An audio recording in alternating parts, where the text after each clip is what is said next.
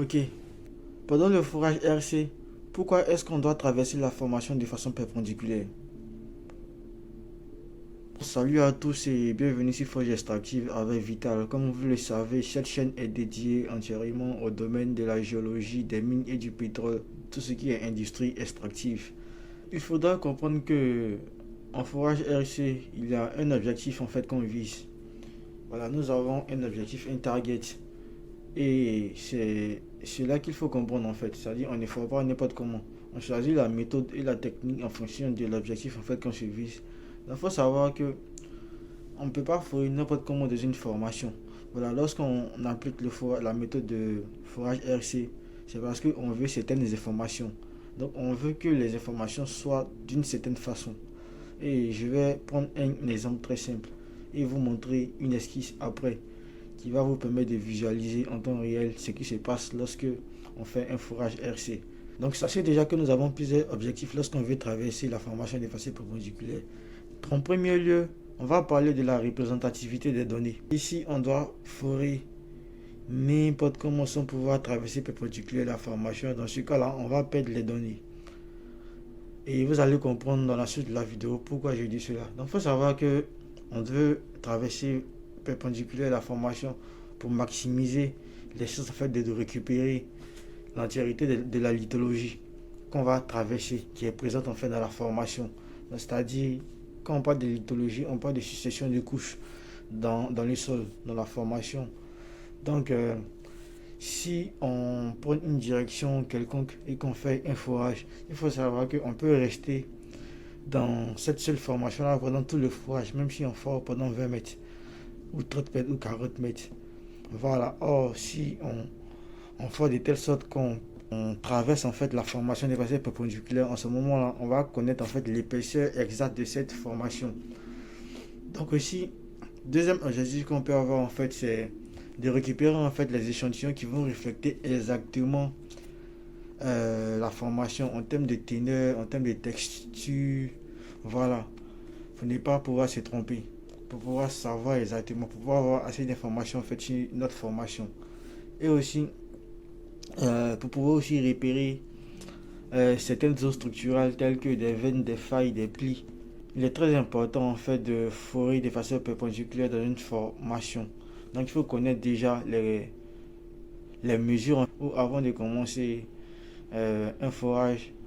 La première équipe en fait qui sera sur le terrain vont faire des relevés géologiques en prenant en fait des mesures des différentes formations, qu'ils en soient en termes de direction, en termes d'épandage, etc.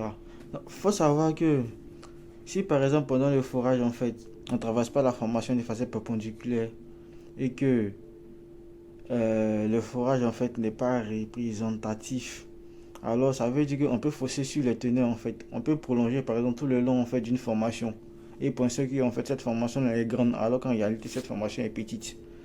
Et je vais prendre un exemple très simple. Vous voyez par exemple ce joystick. Voilà, supposons que c'est un élément constitué de la formation qui est, qui est comme ça. Voilà, qui est comme ça. Donc il faut savoir que de façon perpendiculaire, il faudrait que la direction en fait du forage soit comme ça. Et ça va nous permettre en fait d'avoir directement l'épaisseur en fait de ce joystick là. Voilà, on va connaître l'épaisseur et on pourra avoir toutes les données. Mais supposons qu'on se positionne dans ce sens là et on fait le forage. Donc vu que c'est pas perpendiculaire, donc on va traverser la formation et on va penser que en fait la formation est assez longue. Donc ici on va se dire ah, la formation elle est grande, la formation elle est grande, l'épaisseur par exemple fait d'ici à là. En réalité c'est pas ça. En réalité c'est juste petit. Donc ça peut tromper. Le travail en fait qui va se faire sur le terrain ne sera pas représentatif parce qu'on ne pourra pas la répéter. Donc ça veut dire que si on doit venir faire à chaque fois, on aura toujours les mêmes erreurs et on aura des teneurs différents, des données différentes. Donc ça ne sera pas fiable en fait. Et maintenant en fait dans cette esquisse en fait que j'ai fait, vous pouvez voir en fait une formation que j'ai représentée en fait en rectangle avec des traits bleus qui définissent en fait l'angle, avec des traits rouges en fait qui vont déterminer en fait les strates, c'est-à-dire les différentes couches. Je vais agrandir rapidement.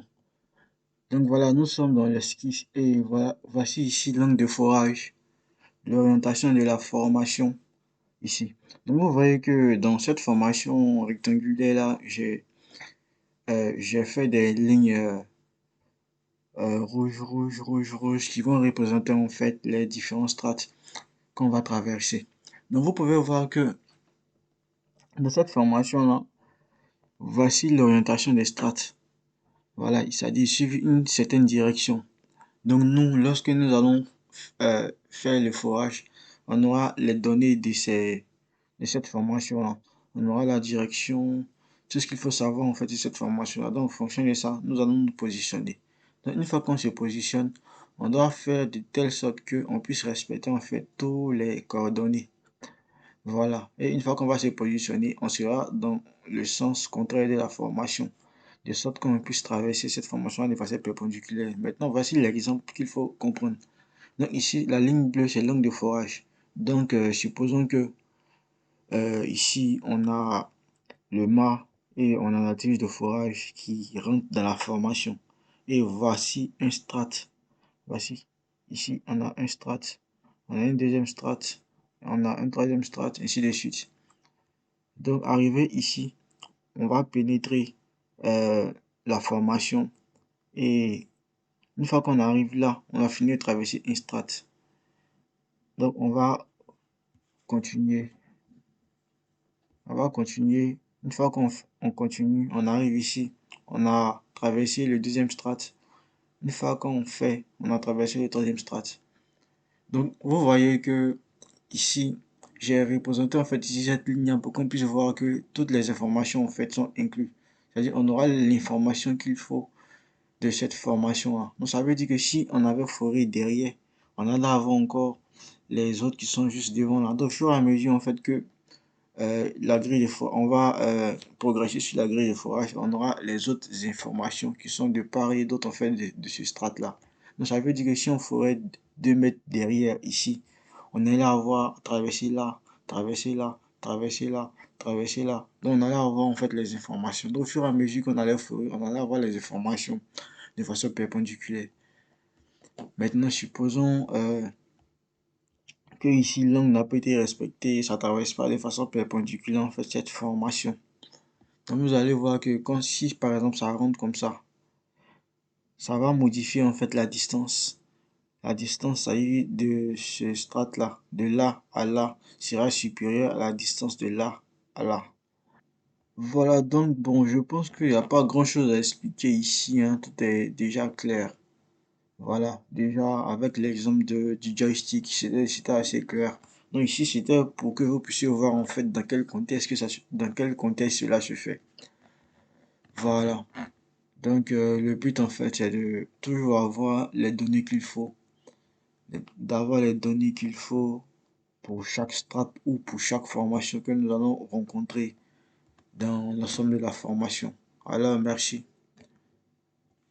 Alors, si vous n'êtes pas encore abonné à Forge Extractive, faites-le. Et si cette vidéo vous a plu, n'hésitez pas à laisser un gros like, un commentaire, et on se dit à très bientôt pour une nouvelle vidéo.